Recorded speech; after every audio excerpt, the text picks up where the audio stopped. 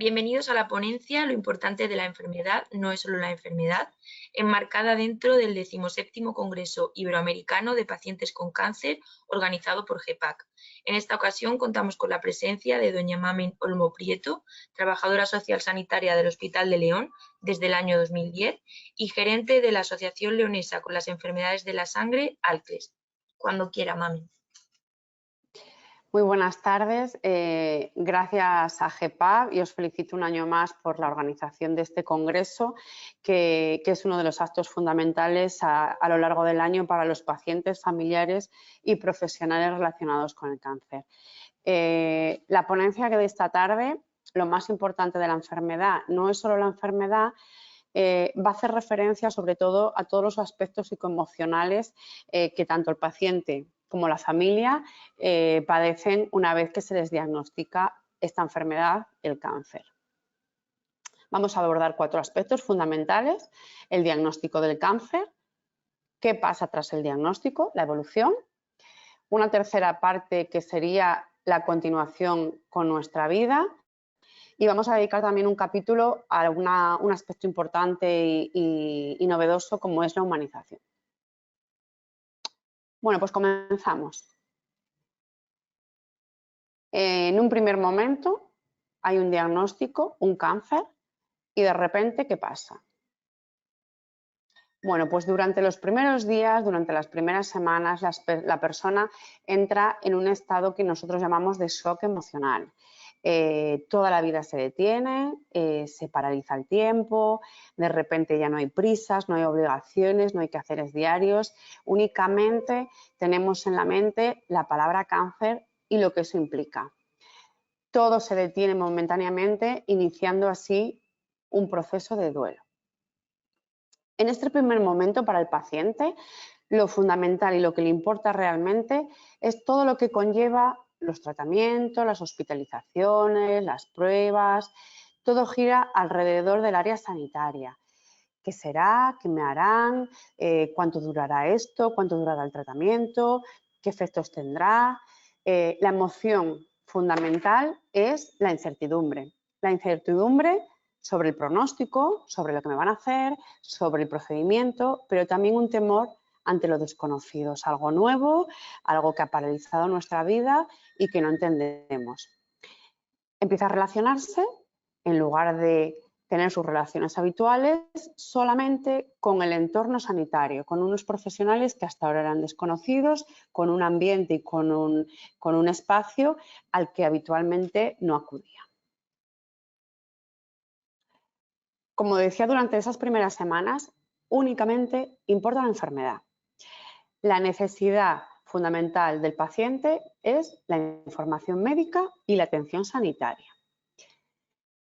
Como ponemos en ese dibujo, donde está todo enrollado en la cabeza, hay un profesional sanitario que va tirando, que va desenredando y que va aclarando todas esas dudas. Se inicia un proceso donde poco a poco el paciente va a ir normalizando esas continuas idas al hospital y empieza a integrar ese momento en su vida.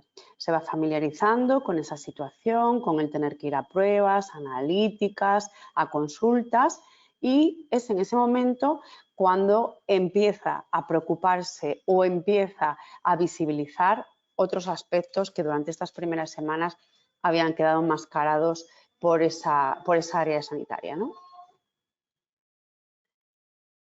Los niveles de intervención importantes y esenciales para el paciente no solamente es él como persona, sino la comunidad, el equipo médico, la familia, el área laboral. Hay que decir que la enfermedad sitúa a la persona en una situación de fragilidad y de vulnerabilidad que va a afectar a todas esas dimensiones, tanto de su ser como del resto de áreas. Este impacto va a depender en gran medida pues, de otros factores sanitarios, lógicamente, como puede ser la gravedad de la enfermedad, pero también va a depender de la propia personalidad del paciente. Cada persona tenemos una manera de afrontar todo este tipo de situaciones y eso va a ser también fundamental a la hora de integrarlo. Además del proceso físico, que influye una enfermedad de esas características, va a impactar también la estructura interior de la persona. Va a afectar no solamente a las emociones, sino a las expectativas, a las esperanzas, a los miedos. El impacto global que va a tener el diagnóstico sobre la persona va a afectar a su mundo interior, a su mundo afectivo, a su mundo relacional, a lo que pueda pensar, a lo que pueda sentir y también, como decía, va a afectar en todas las áreas en las que se relaciona, con su familia, sus hijos, su trabajo, etc.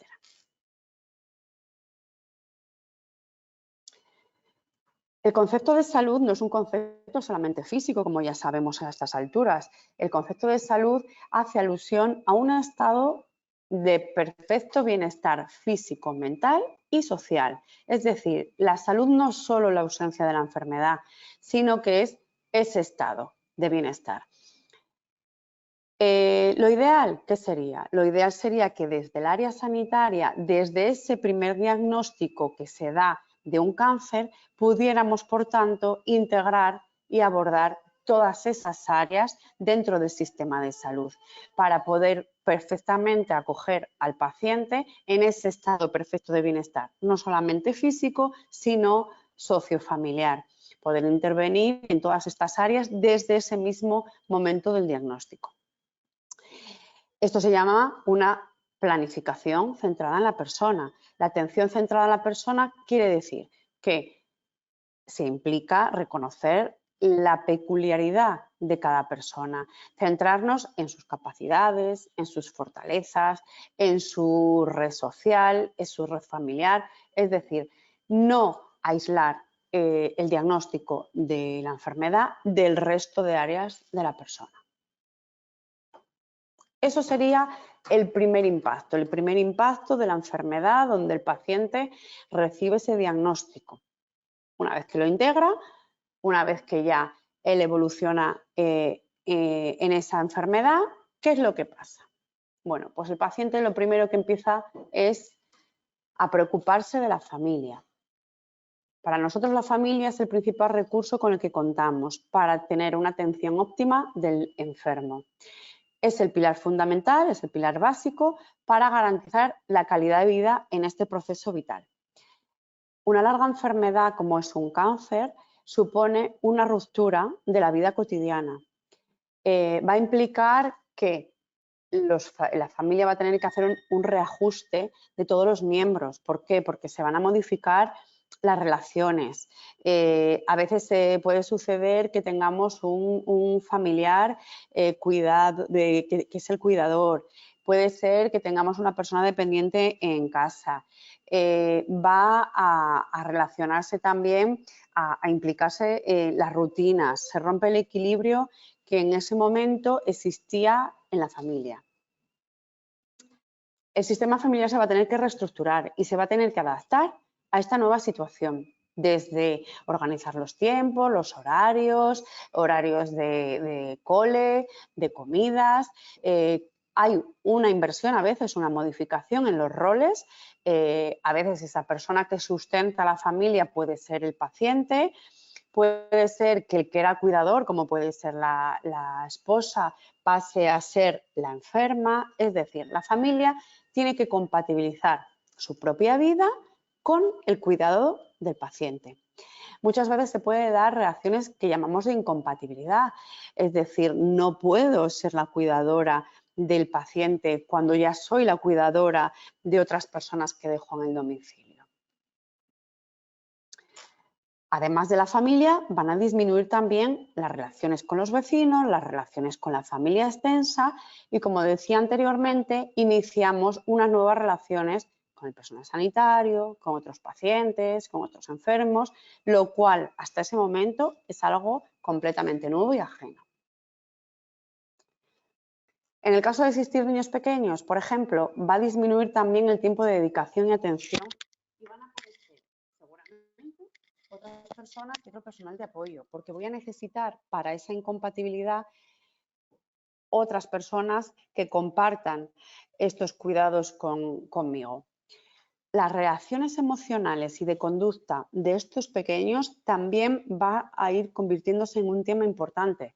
Inicialmente va a ser solamente el cuidado, pero posteriormente vamos a tener que prestar atención a ese tipo de reacciones porque también va a ser un tema importante a lo largo del proceso de la enfermedad.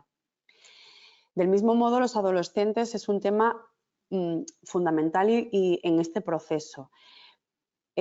Lo mismo que el adolescente, ante cualquier cambio vital, suele tener unas reacciones complicadas. En la enfermedad, tanto si es propia como si es de un miembro de la familia, va a haber que tener una atención especial en esta área. Otra temática que aparece con frecuencia es la muerte. El tema muerte entre las familias suele aparecer como un concepto a veces solapado, que no se verbaliza, pero que está ahí. Habitualmente las familias poseen más información de lo que el paciente tiene. A veces soportan una carga añadida que no pueden compartir con él. En ocasiones esta información, que llamamos conspiración del silencio, es bilateral, es decir, puede ser que la familia no comparta determinada información con el paciente, pero hay veces que el propio paciente no quiere compartir determinadas emociones con la familia. A eso es lo que llamamos conspiración del silencio. Por eso pongo ahí un triángulo donde en un lado están los familiares, en el otro lado está el paciente y en el otro lado está el equipo médico. A veces no se cruzan esas informaciones, no se comparte abiertamente esa manifestación de expresiones y a veces incluso el paciente va perdiendo incluso una capacidad de decidir en otro tipo de problemas familiares. ¿Por qué? Porque la familia a veces dice, bueno, pues no le voy a contar, yo que sé, que ha habido un problema en el cole con los niños, no le voy a contar que además mi madre a mayores que vive fuera se ha caído, se ha fracturado una cadera. Esa falsa creencia de no le voy a dar más preocupaciones que bastante tiene, se hace a veces de una manera por proteger, pero el paciente se empieza a aislar muchas veces y se empieza a sentir como al margen de toda la dinámica familiar.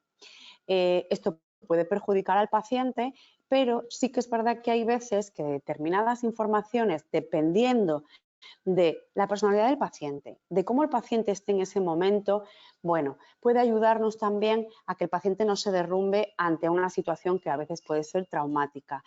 Por eso es muy importante que haya esa atención que yo os decía desde el principio, donde no solamente médicos y personal sanitario trabajen con esa familia, sino trabajadores sociales, psicólogos y otros profesionales que pueden ir acompañando en este proceso y puedan valorar en qué momento es adecuado o no es adecuado o podamos compartir determinada información. Evidentemente, aparte de las relaciones sociofamiliares, se resiente también la situación económica. Los ingresos pueden disminuir a la vez que aumentan los gastos derivados de la propia enfermedad y del tratamiento. Gastos que pueden venir, bueno, pues de las medicaciones a veces, de los traslados para otros hospitales, de, como comentábamos, tener que contratar a terceras personas que me echen una mano en los cuidados, etcétera. Además, el paciente también puede haber una disminución de ingresos, pues con una situación de baja, porque de repente a lo largo de su enfermedad tenga que ir a una invalidez, una baja laboral, etcétera. Además, también muchas veces es el propio cuidador el que tiene que dejar de trabajar o pedir una excedencia con esa escasez económica que eso supone, ¿no? Como os comentaba, la vida laboral del cuidador también se resiente, ya que en el caso de trabajar tendrá que solicitar a veces permisos sin sueldo, adecuación o reducción de jornada o tener que pagar apoyos sociales externos en el caso de que la familia extensa o vecinal no pueda colaborar. Por otro lado, en el caso de no trabajar el cuidador, a veces también se plantea en algún momento del proceso, sobre todo ya casi al alta del proceso, la posibilidad de incorporarse al mercado laboral para poder aumentar esos ingresos económicos. De ahí que la orientación laboral es también una necesidad que deberíamos de intentar cubrir a lo largo del proceso de esta enfermedad. Todas estas variables que estamos comentando, además de la historia familiar que cada paciente tiene, se va a ver acentuado durante la vivencia de la enfermedad, por lo que se van a crear tensiones y necesidades que en ocasiones tienen poco que ver con el proceso de enfermedad, sino que es toda esta evolución de la vida familiar, de la vida social, que a mayores tiene una persona con esta problemática oncológica.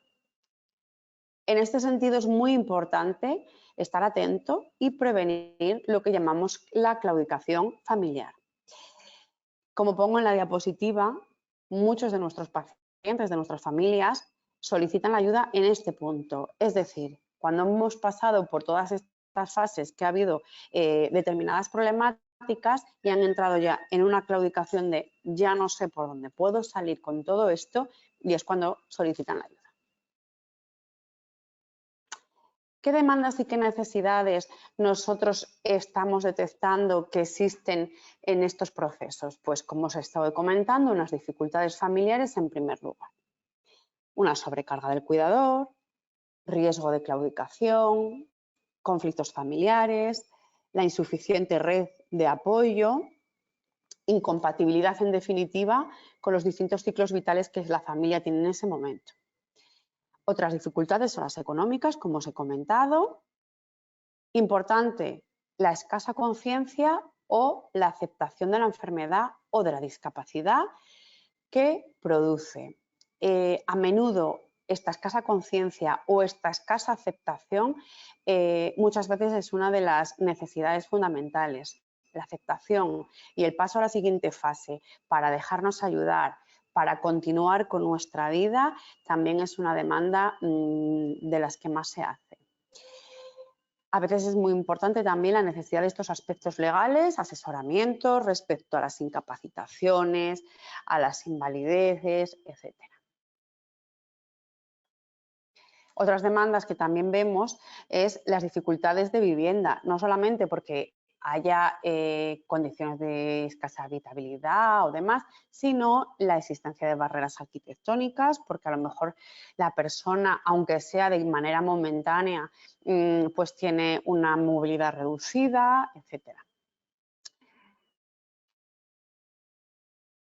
Bueno, hemos abordado un poquito lo que suele pasar a partir del diagnóstico y durante la evolución, pero llega un momento en que, bueno, ha finalizado el tratamiento, ya estamos en el proceso de que ha pasado el diagnóstico, el tratamiento, más o menos sigo con los seguimientos del hospital, de las consultas, pero ¿qué pasa con mi vida? Pues pasa que el paciente quiere continuar con su vida, el paciente y la familia. Cada persona reacciona de una manera completamente diferente durante todo este proceso. Os pongo un cuadro donde está un poquito los aspectos emocionales del proceso de duelo, de la negación, de la depresión, de la aceptación. Como veis, es como una curva donde no todo el mundo pasa por todas estas fases en el mismo tiempo. Hay gente que tarda, que se queda en la negación un tiempo bastante largo, que pasa rápido de la ira y se queda a lo mejor anclado en el momento de la depresión, o hay personas que pasan rápidamente hasta llegar a la aceptación, con lo cual tenemos que abordar cada situación dependiendo de cómo el paciente lo aborde. Por eso es tan importante acompañar durante este proceso al paciente. ¿Esto lo que nos va a ayudar? Pues como llevamos diciendo durante el principio, nos va a ayudar a entablar una relación de ayuda donde poder ir dando una respuesta a cada necesidad que va surgiendo a lo largo del transcurso de la enfermedad. Es decir, no es un proceso aislado del resto de su vida, enfermedad, sino es un proceso que, como hemos visto, influyen Las relaciones vitales, las relaciones sociales, y cómo las demás personas lo aceptan, etc. Las necesidades emocionales del paciente van variando según muchas cosas, muchos factores. ¿Qué tipo de cáncer tengo? ¿Qué pronóstico? ¿Qué pruebas me tienen que hacer? Si son agresivas o no son agresivas. ¿Qué tratamiento me van a poner? Es decir, esas necesidades, dependiendo también del proceso de enfermedad donde estemos, van cambiando. Pero lo que sí que tenemos claro es que la necesidad que el paciente nos manifiesta sobre todo es la necesidad de sentirse querido, sentirse seguro, comprendido, aceptado, saber que es importante él como persona a pesar de su enfermedad y que pueda continuar un poco con su vida. Todas estas necesidades que ellos nos van manifestando lo que nos hace también ver es que la verdadera necesidad con un paciente oncohematológico es la comunicación. Con una adecuada comunicación también vamos a sentir que aumenta esa seguridad y esa confianza. La comunicación para nosotros es una herramienta terapéutica esencial que necesita el paciente para ser ayudado, pero también para ayudarse a sí mismo durante este proceso. Es esencial una comunicación positiva. En este sentido, el lenguaje es muy importante en el modo de afrontar en lo que nos pasa. Hablar, por ejemplo, de lucha, de batalla, hablar siempre con esas connotaciones negativas, es importante dejarlas. Avanzar hacia un lenguaje integrador, hacia un lenguaje positivo, va a modificar también nuestras estructuras cognitivas de afrontamiento de la enfermedad. Evitar siempre hablar con esa connotación negativa. Evitar hablar de recuperar de mi vida anterior como si esta no tuviera sentido. Evitar hablar de volver a llegar al punto donde nos encontrábamos. Es decir, dirigir siempre esa comunicación hacia vamos a ir hacia adelante con, vamos a vivir con. En ese sentido, yo os quiero hacer una reflexión. Nosotros como asociación nos llamábamos Asociación de Lucha contra las Enfermedades de la Sangre. Como veis, todas las connotaciones eran totalmente negativas. Si queremos hablar de un lenguaje positivo, tenemos también que posicionarnos como asociación o como profesional con un lenguaje positivo. Y en ese sentido modificamos nuestra asociación y pasamos a llamarnos, a denominarnos Asociación Leonesa con las enfermedades de la sangre, intentando transmitir ese mensaje que os llevo transmitiendo desde el inicio de la ponencia de acompañamiento con y no contra. Además de esta comunicación positiva, de este lenguaje positivo, también la búsqueda de actividades alternativas para que el paciente pueda hacerle la vida más agradable y pueda ver que continúa con su vida es importante. Pequeñas adaptaciones en el hogar, otras actividades que antes no hacía. Es decir, poder ver que continúo con mi vida y no siempre esperar a que mi vida era como antes de la enfermedad. Para conseguir esa seguridad que el paciente necesita y para conseguir que el paciente siga viendo que continúa con su vida, con esta vida nueva, también es muy importante satisfacer otras necesidades y otros deseos, como pueden ser ¿qué? Pues puede ser sentirse bien, sentirse guapo físicamente. Por eso os pongo también ese dibujito ahí de la nena con la peluca, porque aunque a veces el paciente nos transmita que le da hasta vergüenza a veces decir es que para mí es muy importante la peluca, para mí es muy importante sentirme guapo. Pues claro que sí, continuar viéndome en el espejo como una persona deseada, como una persona querida, poder a lo mejor mantener continuamente también la relación de pareja, la sexualidad con la pareja, de la manera que sea, de otra manera diferente, poder continuar con las amistades, salir a tomarte algo con tus amigas. Es importante todo esto, reforzar en la persona y legitimarle en esos deseos. La vida no se ha paralizado, la vida ha cambiado. pero esas necesidades le van a hacer continuar con su vida actual y le van también a ayudar a tener proyectos nuevos, ¿no? Bueno, este aspecto, la humanización, es un aspecto que actualmente se le está dando mucha importancia, sobre todo en los hospitales, pero desde luego las asociaciones llevamos haciéndolo desde que la asociación efectivamente es, por definición, ¿no?, una humanización. La necesidad de potenciar estos procesos de humanización en el ámbito sanitario se está relacionando siempre, bueno, pues con el paradigma que comentábamos anteriormente de la atención centrada en la persona. Se están poniendo en marcha diferentes alternativas en los hospitales para que la persona deje de ser ese sujeto pasivo donde el médico y las enfermeras les decían lo que tenían que hacer, hasta que el paciente tiene su propia decisión, inclusive para poder decidir o no decidir si me pongo el tratamiento o no, por lo que todos los hospitales se han puesto en marcha planes que llamamos de humanización. Estos planes de humanización hacen referencia, bueno, pues desde la empatía, la amabilidad, mirar a los ojos, sonreír,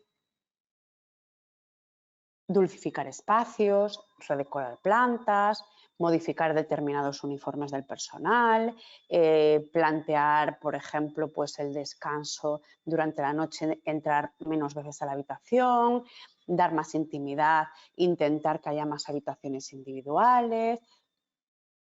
Es decir, intentar que el paciente se sienta sobre todo persona antes que paciente. Se están dando pasos muy importantes en todos los hospitales, como decía, pero es cierto también que queda mucho por hacer. Por ejemplo, las demandas que nosotros aquí en la asociación recibimos es que hay ambulancias compartidas con muchos pacientes, cuando son pacientes que son inmunodeprimidos y no deberían compartir con otros pacientes. Hay largos trayectos en los que pasan muchas horas en ambulancia porque van recogiendo a otras personas, van a urgencias y están en la misma sala de espera que el resto de pacientes durante horas, etcétera. Todos estos planes de humanización que están muy bien y que desde los hospitales, desde las gerencias de sanidad se están poniendo en marcha, tenemos también que decir que las asociaciones de pacientes hasta ahora eran quienes cubrían estas iniciativas de humanización. En concreto, Alques León, que es la asociación a la que yo represento hoy, ha puesto en marcha ya desde hace 25 años diversos recursos y diversas iniciativas de humanización. Os pongo ahí como ejemplos la puesta en marcha de 3 pisos actualmente que tenemos en la provincia de León, enfrente del hospital, para dar alojamiento a los familiares de las personas que residen fuera de la ciudad, que vienen al Hospital de León, bien a tratamientos, bien a consultas externas, lo que precisen. Tenemos también en la sala de hematología, sala de respiro, para que los pacientes, como vemos ahí en esa publicación, puedan dispersarse un ratito, estar con sus familiares, estar con sus niños si los tienen, etcétera.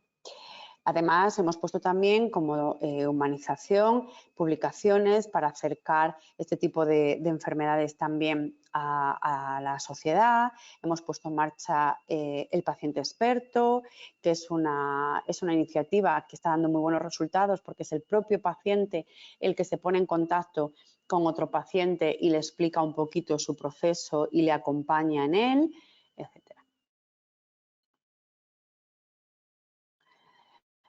Con todo esto, lo que he querido decir en mi exposición es que le damos mucha importancia, y así la tiene lógicamente, a un diagnóstico cuando nos dan un proceso oncológico que es impactante, pero a lo largo de estos años lo que nos hemos dado cuenta durante las intervenciones con nuestras familias y con nuestros pacientes es que lo más importante de esta enfermedad no es únicamente la enfermedad. Muchas gracias.